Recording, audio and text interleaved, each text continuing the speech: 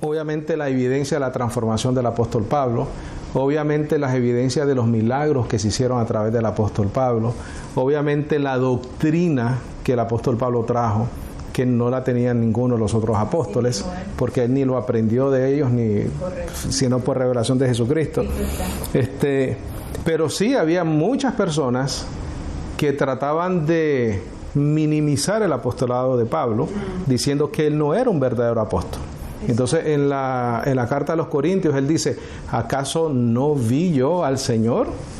No tengo las marcas del apostolado en mí por todos los sufrimientos que había pasado. Es más, dice, yo he hecho más que todos ellos. Dicen, no yo, sino la gracia de Dios en mí. Entonces en Gálatas, ve a Gálatas 1:15, vamos a leer ahí un poquitico. Gálatas 1:15. Y voy a dejar la pregunta en la grabación porque puede edificar a otras personas también. Entonces, la pregunta para las personas que nos van a escuchar, si al apóstol Pablo lo aceptaron los otros apóstoles y si conocieron a Pablo antes de haber sido convertido al Evangelio. Entonces Gálatas 1:15 dice, pero cuando agradó a Dios que me apartó desde el vientre de mi madre y me llamó por su gracia, revelar a su Hijo en mí, para que lo predicara entre los gentiles. No consulté enseguida con carne y sangre, ni subí a Jerusalén a los que eran apóstoles antes que yo, sino que me fui a Arabia y volví de nuevo a Damasco. Después, pasado 3 años, subí a Jerusalén para ver a Pedro y estuve con él 15 días. Mas a ningún otro de los apóstoles vi sino a Jacobo, el hermano del Señor. Y en esto que os escribo, he aquí delante de Dios que no miento.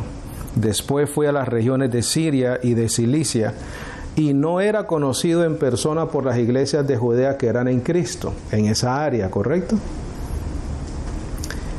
Sino que solamente habían oído decir, aquel que en otro tiempo nos perseguía, ahora anuncia la fe que en otro tiempo asolaba. Quiere decir que la iglesia del Señor, en esas áreas, no habían visto a Pablo en persona, pero sí sabían de él. Tenían referencia a lo que él... Claro, y que era un perseguidor de la iglesia, porque eso fue lo que era el apóstol Pablo antes de haber conocido a Cristo. Entonces el verso 24 dice, glorificaban a Dios por causa de mí. Después, pasado 14 años, subí otra vez a Jerusalén con Bernabé, tomando también conmigo a Tito. Quiere decir que él ya tenía un ministerio de ¿cuánto tiempo? 14 años. Él comienza su ministerio, las señales de apóstol comienzan a manifestarse en su vida. Regresa 14 años después a Jerusalén con Bernabé, con Tito. Entonces dice el verso 2, pero subí por una revelación y les declaré el evangelio que predico entre los gentiles. ¿A quiénes? A los apóstoles en Jerusalén. Pero en privado a los de reputación para no correr o haber corrido en vano. Mas ni aun Tito, que estaba conmigo siendo griego, fue obligado a circuncidarse. Y eso por causa de los falsos hermanos que se habían introducido secretamente para espiar nuestra libertad en Cristo Jesús, para ponernos en servidumbre. A los cuales ni aun por un momento accedimos a someternos para que la verdad del Evangelio permaneciera con vosotros. Verso 6. Pero de aquellos que tenían reputación de ser algo, lo que hayan sido en otro tiempo, nada me importa. Dios no hace acepción de personas. A mí pues los de reputación nada nuevo me comunicaron. Quiere decir que cuando él regresa a ver a los apóstoles, no le dijeron nada nuevo de lo que él ya sabía de los últimos 14 años que había establecido su ministerio. ¿Por qué? Porque la revelación que él recibe, la recibe directamente de Jesucristo, no necesita que nadie le enseñe. Antes, por el contrario, aquí está la respuesta a la pregunta. Como vieron que el evangelio de la incircuncisión me había sido encargado, como a Pedro el de la circuncisión, porque el que actuó en Pedro para el apostolado de la circuncisión, actuó también en mí para el apostolado de los gentiles, Y como vieron la gracia que me había sido dada, Jacobo y Cefas y Juan, que eran considerados como columnas, nos dieron la diestra de compañerismo a mí y a Bernabé para que nosotros fuéramos a los gentiles y ellos a la circuncisión. Ahí está la respuesta. ¿Sí lo aceptaron? Claro que lo aceptaron. Ahí está, le dieron la diestra de compañerismo al apóstol Pablo después de 14 años de ministerio. Y en 14 años el apóstol Pablo hizo muchísimo. Correcto, entonces ahí está la respuesta. ¿Está bien? Sí. Perfecto, perfecto. Bueno, muy buenas tardes, bendecidas oficialmente. Ya aclaramos esa partecita de la pregunta de nuestra hermana. En esta preciosa tarde vamos a tener el tema titulado La redención es en Cristo Jesús. La redención es en Cristo Jesús. Antes de entrar de lleno al tema, quiero hacer una aclaración en cuanto a los profetas o la importancia de los profetas durante la iglesia primitiva, que es los estudios que hemos teniendo, ¿correcto? El testimonio de Dios, parte 1 hasta parte 4. Aunque hay mucho que explicar todavía, y tenemos varios estudios ya en cuanto a eso, entonces sería redundar ya a este punto. El que lo quiera creer, que lo crea, que no hay apóstoles ni profetas, y el que no, correcto, ya no se puede hacer mucho. Pero quiero aclarar en cuanto a los profetas, y si el Señor me pone en el corazón el día de mañana a seguir, pues seguimos, ¿no? Un factor extremadamente particular en el fundamento del nuevo pacto,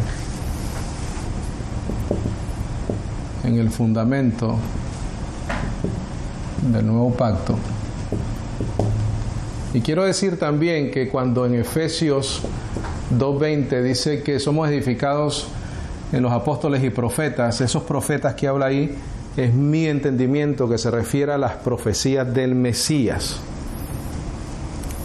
A las profecías del Mesías. En Efesios 2:20, cuando dice somos edificados sobre los apóstoles y profetas, está hablando de las profecías del Mesías. Y luego está hablando del apostolado como testigos del cumplimiento de esas profecías, ¿correcto? Dije la semana pasada que el testimonio de los apóstoles es más importante que las profecías, porque si solo hay profecías y no hay cumplimiento de ellas, estuviéramos todavía esperando al Mesías, ¿correcto? Pero sabemos que esas profecías se cumplieron precisamente por esos testigos que Dios escogió. Y esos apóstoles comenzaron a establecer ese testimonio, comenzaron a establecer la escritura del nuevo pacto, que es lo que hoy en día nosotros tenemos. Pero también hicimos una pregunta la semana pasada, o hice una pregunta la semana pasada, y dije que si habían o no, o existían profetas o voceros en la iglesia primitiva. Yo dije que sí, claro que los hubieron. En ese caso, los apóstoles, y obviamente no es un oficio del profeta como los del antiguo pacto, como Isaías, ¿verdad? Todos esos profetas que profetizaban la venida del Mesías y hablaban de señales, etc. En el caso de los profetas o los voceros inspirados dentro del desarrollo de la iglesia primitiva, la autoridad principal en esos ministerios estaba el apóstol. Primer lugar. Segundo lugar estaban los profetas. Segundo. Los profetas estaban sometidos al apóstol. Los apóstoles no estaban sometidos al profeta. Es más, pudieran haber sido colaboradores de los apóstoles. Colaboradores de los apóstoles. Tenían que someterse al apóstol. El apóstol era la máxima autoridad dentro de la iglesia primitiva. ¿Ok?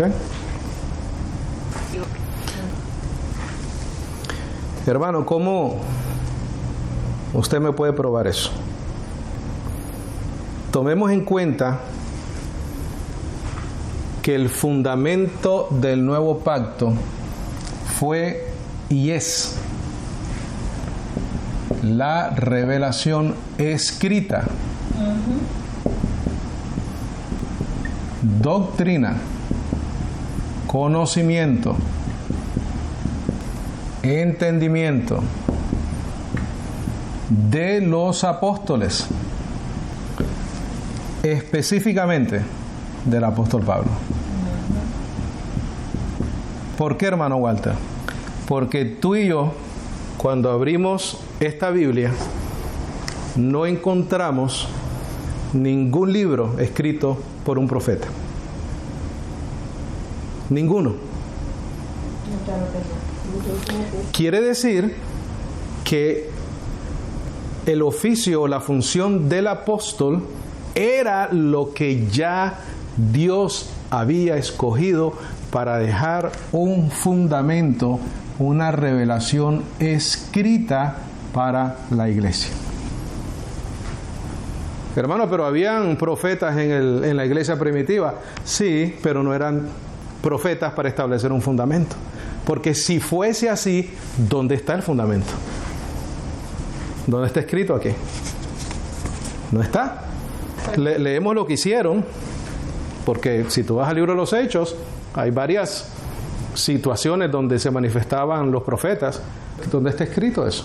¿Dónde está la doctrina como fundamento de los profetas de la iglesia primitiva? De la misma manera que está revelado en el Evangelio. Entonces, un factor extremadamente particular en el nuevo pacto, es el hecho de que hoy en día no tenemos ninguna epístola de ningún profeta del tiempo de los apóstoles, ni ninguna carta que nosotros podamos ir y decir, mira, vamos a edificar a la iglesia con esta revelación de este profeta. No la tenemos. ¿La tenemos de quiénes? De apóstoles. Y otras personas que no se identifican como apóstol, como Judas, Santiago, que no fueron apóstoles. La palabra de Dios era transmitida por los apóstoles de la circuncisión, Pedro, Juan, etcétera, ¿correcto? Y el último apóstol, luego que los judíos fueron endurecidos por rechazar al Mesías, el apóstol a los gentiles, el apóstol Pablo. ¿Tenemos fundamentos de ellos? Sí, tenemos fundamentos de ellos, ahí están. 14 epístolas del apóstol Pablo. Vamos a Tesalonicenses, primera de Tesalonicenses, capítulo 2, verso 13, por favor. Y ahí entonces concluimos la aclaración.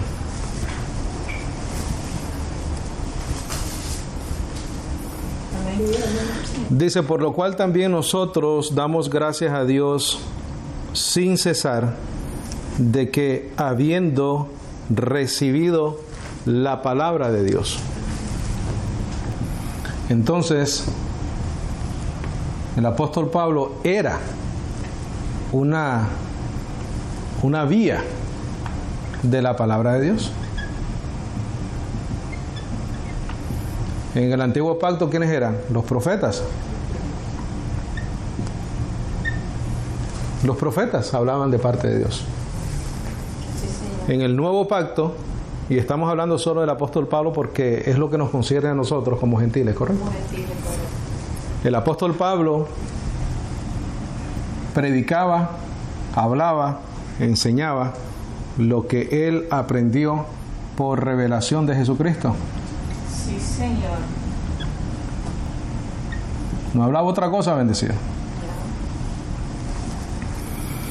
Y eso para la iglesia primitiva, las iglesias gentiles, el apóstol Pablo le daba gracias a Dios que ellos consideraban esas enseñanzas como la palabra de Dios. No tenemos eso de ningún profeta, porque no hace falta. Dice, por lo cual también nosotros damos gracias a Dios sin cesar, de que habiendo recibido la palabra de Dios que oísteis de nosotros. Cuando dice de nosotros, es Pablo y sus colaboradores. Timoteo, Tito, etcétera, ¿correcto? ¿Qué enseñaban y predicaban los colaboradores del apóstol Pablo? Lo que él les enseñaba. Porque de otra manera no están aprendiendo la palabra de Dios.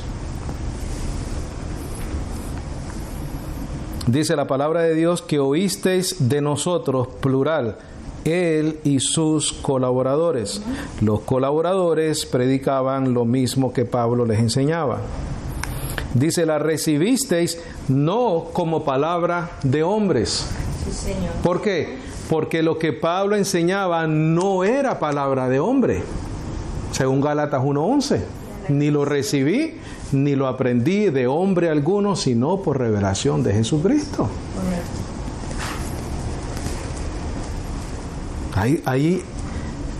Hay algo similar o parecido a la carta de un profeta del tiempo de la iglesia primitiva. No tenemos eso, bendecidos. Sino según es en verdad la palabra de Dios, la cual obra en vosotros los creyentes. ¿Por qué obra? Porque es la palabra de Dios. Y su propósito de esa palabra es que obre en nosotros los creyentes. Porque lo hemos dicho sin cesar, bendecido. Oyen, creen y se está firme, ¿correcto? Eso es todo. Oímos, creemos y estamos firmes en el Evangelio. ¿Por cuánto tiempo? Por el resto de nuestras vidas, hasta que venga Cristo, o hasta que nos vayamos con el Señor, o hasta que esta carne ya no dé más. Eso es lo único que tú y yo tenemos que hacer. Ojalá que no te aburras hacer eso, pero no tienes otra cosa que hacer. La gente que se aburren de eso, se ponen a inventar y entretener a la iglesia con otras cosas. Entonces ahí ves el gentío y dices, wow, pero eso no determina absolutamente nada. Entonces repito, la palabra de Dios era transmitida por los apóstoles de la circuncisión y el último apóstol, luego que los judíos fueron endurecidos por rechazar al Mesías, y este sería el apóstol a los gentiles, el apóstol Pablo.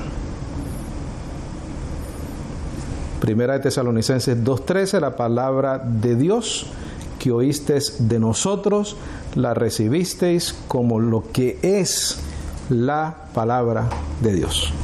Amén. Amén. Perfecto, aclarado el punto de los profetas. Sí, Señor. Gloria al Señor. ¿Cómo que dice el apóstol Pablo? Precisamente animándonos. Animaos los unos a los otros con estas palabras. Dice. Eso es lo que estamos haciendo, bendecidos. Queremos animar a todos los bendecidos y los hijos de Dios que nos escuchan a permanecer en el Evangelio. Hermano, que hay un fulano por allá que olvídate de eso, dale vuelta a esa página, permanece en lo que está escrito. Lo que está escrito no cambia nunca. Los hombres sí cambian, inventan, son asalariados, son equivocados. La palabra del Evangelio, de la gracia revelada, bendecidos, no cambia nunca. Tú te quieres quitar cualquier confusión doctrinal de tu vida, no salgas de lo que está escrito. Punto y se acabó. Así mismo. Punto y se acabó. La redención es en Cristo Jesús. Es el tema de esta tarde. La redención. La palabra redención, bendecidos. Pongan en sus notas, por favor. Vamos a tomar bastantes notitas hoy. Y te voy a decir por qué estoy trayendo este tema maravilloso en esta tarde. Después, redención. La palabra redención, acción de liberar a alguien. Acción de liberar a alguien de una situación de cautiverio. La acción de liberar a alguien de una situación de cautiverio, sufrimiento o deuda. Sufrimiento o deuda. Y esta definición me la dio el internet, bendecidos. ¿Estamos bien hasta ahí? Mediante un pago o sacrificio. ¿Más claro que eso? Mediante un pago o sacrificio. Redención. Acción de liberar a alguien de una situación de cautiverio, sufrimiento, deuda, mediante un pago o sacrificio. Bíblicamente se refiere a la liberación del pecado y la muerte por medio del sacrificio de Cristo.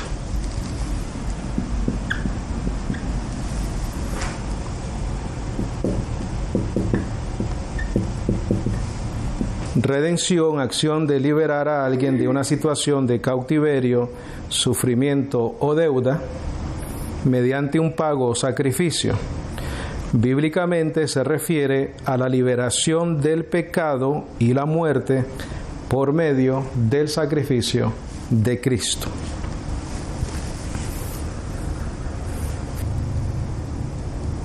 La palabra redentor, bendecidos, la palabra redentor, curiosamente, la palabra redentor no aparece en ninguna parte del Nuevo Testamento, incluyendo Mateo, Marcos, Lucas, Juan, Hechos o Actos de los Apóstoles, las epístolas de Pedro, Juan, Pablo o el Apocalipsis. No aparece en ningún lado, ¿correcto? Pero la palabra redentor significa alguien que rescata a otros. Entonces, alguien que redime.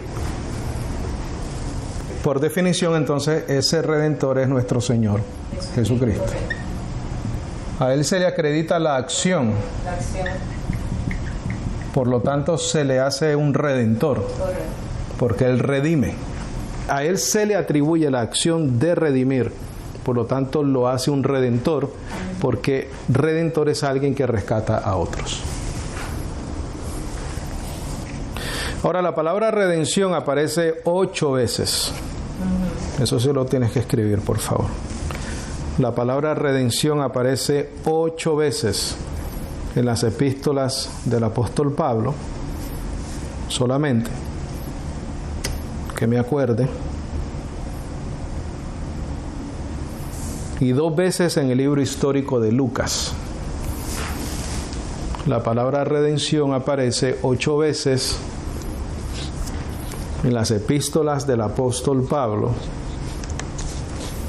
y 2 veces en el libro histórico de Lucas.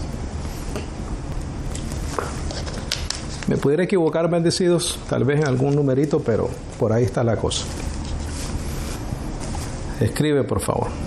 Todas esas veces que se menciona redención es en referencia directa o indirectamente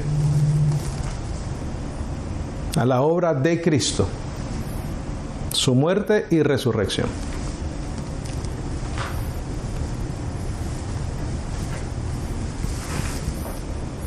Bendecidos, no hay absolutamente nada más importante que Jesucristo.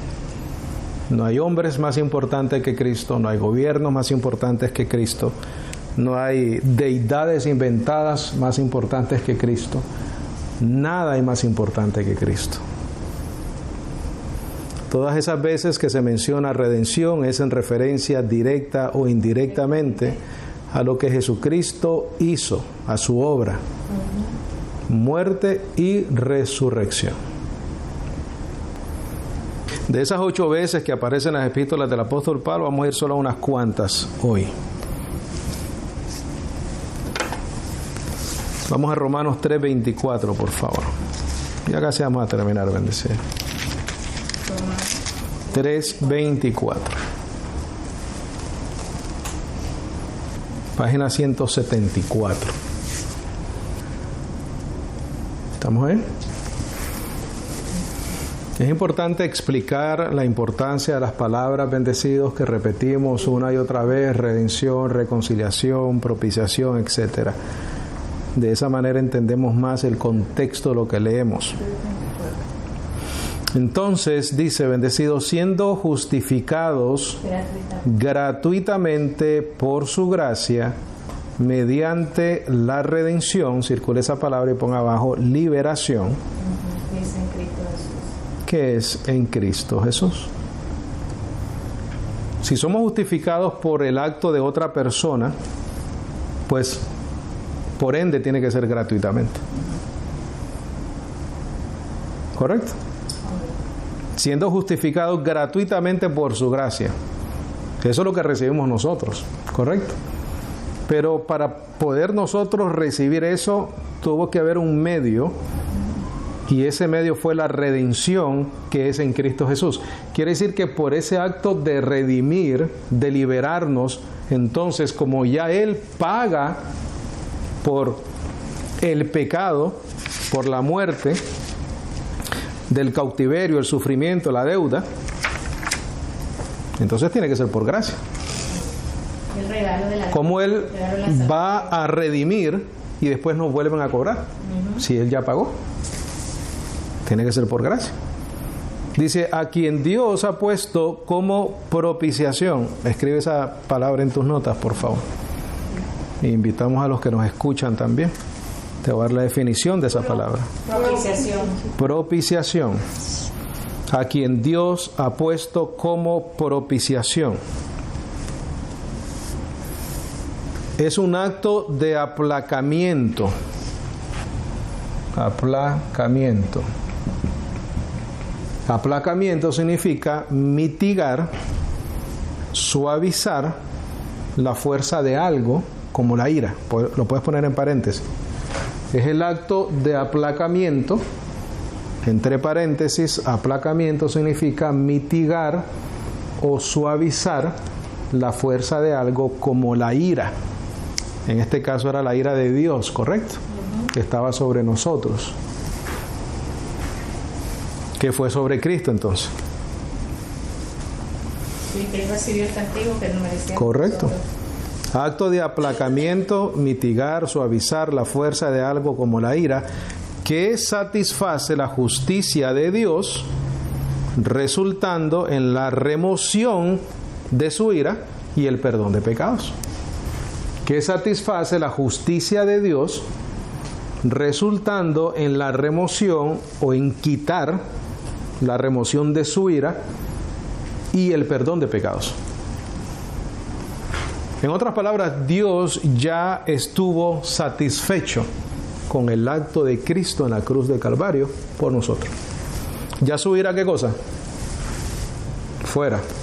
Y el Señor no está bravo con nosotros, gloria al Señor. Propiciación, acto de aplacamiento. Aplacamiento significa mitigar, suavizar la fuerza de algo como la ira, que satisface la justicia de Dios, resultando en la remoción de su ira y el perdón de pecados. Por lo que Cristo hizo. Tiene que ser por gracia, bendecido. No hay otra manera. Verso 25, a quien Dios ha puesto como propiciación el acto de aplacamiento que satisface la justicia de Dios, resultando en la ira, en la remoción de su ira y el perdón de pecados, por la fe en su sangre, para demostrar su justicia a causa de haber pasado por alto los pecados pasados.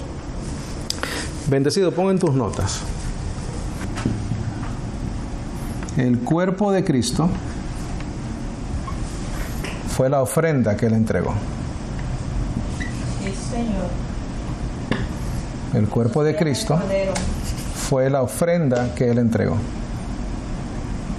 para poder ser un sumo sacerdote, ¿correcto? Todos los sacerdotes tenían algo que ofrecer. El cuerpo, ¿correcto? El cuerpo es la ofrenda porque todo sacerdote tenía algo que ofrecer. La sangre que Él derrama es el nuevo pacto. Él no establece el nuevo pacto con el cuerpo. El cuerpo es la ofrenda. Sí. Él entrega su cuerpo. La sangre derramada es con lo que firma y establece el nuevo pacto. El cuerpo es la ofrenda que Él entrega, la sangre del nuevo pacto. ¿Estamos claros ahí, verdad, bendecidas? Sí. 1 Corintios 1:23, por favor. 1 Corintios 1:23.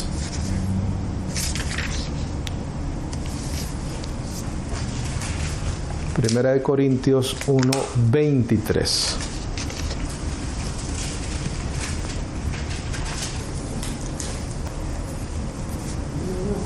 ¿Estamos ahí?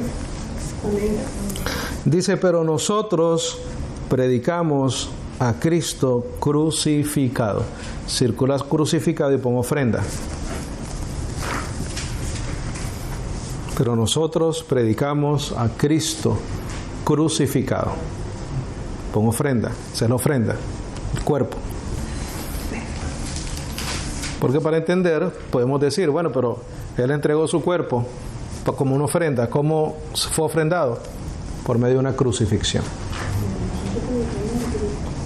Entonces, pero nosotros predicamos a Cristo crucificado, la ofrenda que Él entregó por nosotros. Eso es importante, bendecidos. Todo intercesor, sumo sacerdote, etcétera, tenía que ofrecer algo.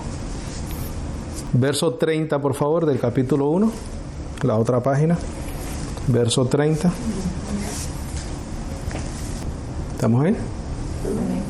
Dice más, por Él estáis vosotros en Cristo Jesús, quien nos ha sido hecho por Dios sabiduría, justicia, santificación, ¿y qué dice bendecidos? Redención.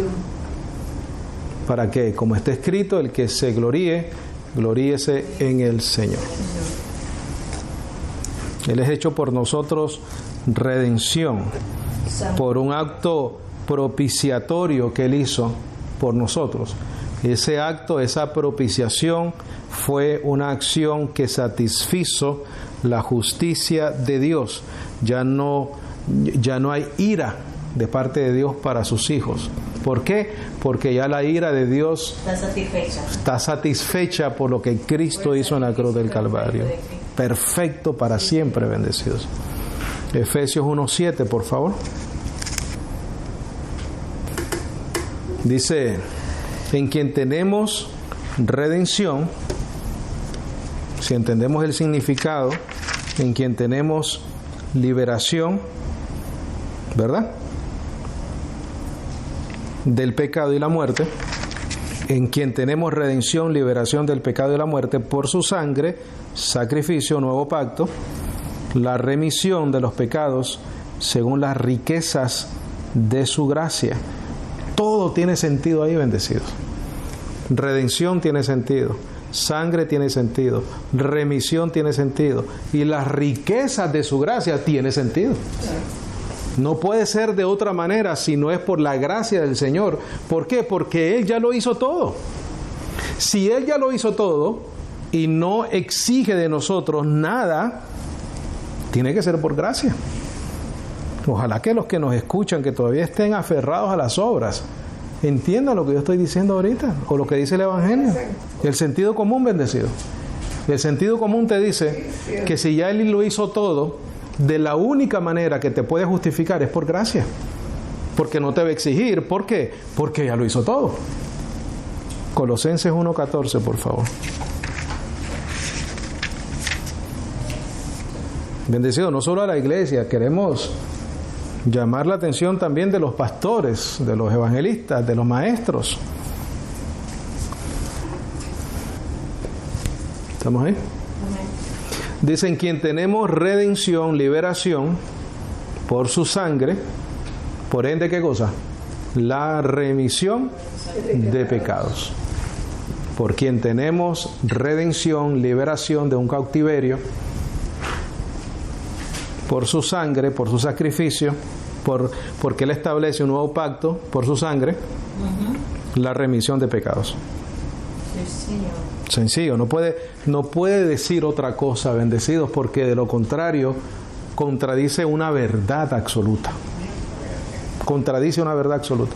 Tiene que haber remisión de pecados por medio de la redención que es en Cristo Jesús. De lo contrario, no redimió nada. Terminamos con Hebreos 9:11, por favor.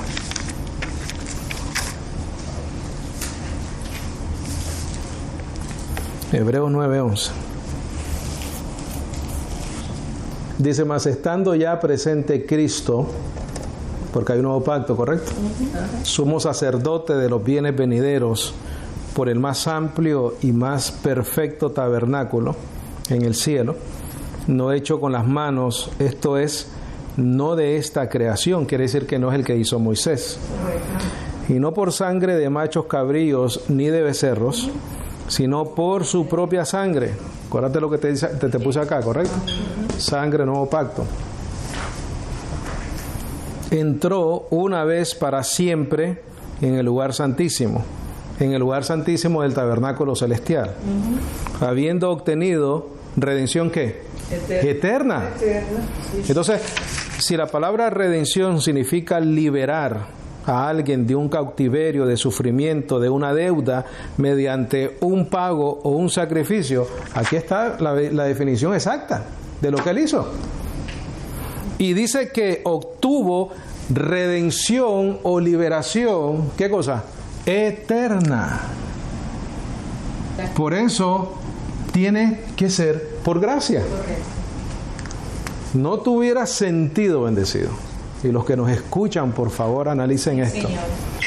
No tuviera sentido que el apóstol Pablo enseñara el significado de lo que Cristo hizo, la redención que tenemos en Él, la propiciación de lo que Él hizo, y después nos cobre la salvación.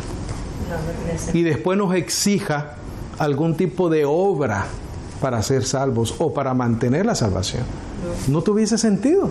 Fuese una contrariedad. Por eso es que en Romanos el apóstol Pablo dice, y si es por gracia, ya no es por obra, porque la gracia ya no es gracia, y si es por obras, la obra ya no es obra. Entonces, si le añades gracia a la obra, ya la gracia no es gracia. Si le añades gracia a la obra ya no es obra. No coexisten la una con la otra. ¿Por qué? Por lo que Él hizo. Porque fue completo, porque la redención es eterna. Amén. Dice, porque si la sangre de los toros y de los machos cabríos y la ceniza de la becerra rociada sobre los inmundos santifican para la purificación de la carne, cuanto más la sangre de Cristo, quien por el Espíritu eterno se ofreció a sí mismo sin mancha a Dios, limpiará vuestras conciencias de las obras muertas para que sirváis al Dios vivo. Así que, por eso es mediador del nuevo pacto, para que interviniendo la muerte para la redención de las transgresiones que habían bajo el primer testamento, los que son llamados reciban la promesa de la herencia eterna. ¿Más claro, bendecidos? Más claro el Evangelio no lo puede decir. Más claro la revelación ya escrita lo puede decir. ¿Está ahí? Palabras claves ahí: redención, eternidad, una sola ofrenda, limpiar nuestras conciencias, herencia eterna. ¿Qué más tú quieres, bendecido? Ahora, fuera de la enseñanza como tal, una de las razones que también traje el tema es porque he escuchado una noticia por ahí que no sé si es verdad, y que los que me escuchan me confirmen ahí en los comentarios si quieren poner algún comentario, que la Iglesia Católica está diciendo ahora de que ya a María no se le debe de llamar corredentora. Ya no es, según ellos, corredentora. Nunca lo ha sido. Yo quiero decir hoy que no descubrieron la última Coca-Cola en el desierto, que están atrasados, porque nunca ha sido corredentora. Bueno, se dedicaron a leer. Entonces, noticia es, pues es muy mala noticia para ellos, porque lo que están demostrando es que han engañado a la gente por tantos años, que están atrasados con la información, y que con este estudio tan sencillo mostramos que sencillamente es imposible que ni ella ni nadie comparta la redención de la Iglesia de Jesucristo comprada por su sangre por medio de más nadie fuera de Jesucristo. La Virgen María Ellos dicen que es corredentora porque le dijo, sí Señor, haz conmigo lo que tú quieras.